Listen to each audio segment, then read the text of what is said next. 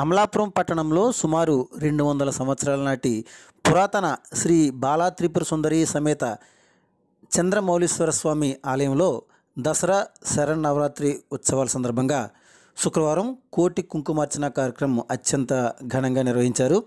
ఈ కార్యక్రమంలో సుమారు 200 మంది మహిళలు పాల్గొన్నారు.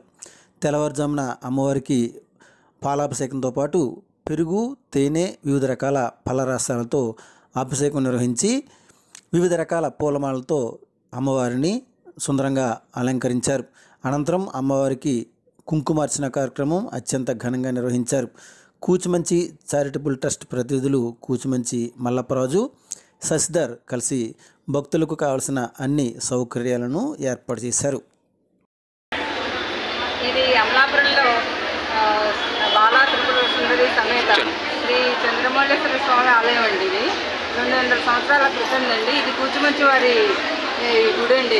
ఈ కూచిమంచి వారికి చారిటబుల్ ట్రస్ట్ తరఫున చాలా కార్యక్రమాలు జరుగుతున్నాయి, అనేక విధాల కార్యక్రమాలు జరుగుతున్నాయి. సో లాస్ట్ ఇయర్ నుంచి కోటి కుంకుమ స్టార్ట్ చేసామండి. ఇది 2వ ఏడు. సుమారుగా రోజుకి ఒక 150 మంది నుంచి 200 దాకా సుమారుగా మినిమం వస్తున్నారు.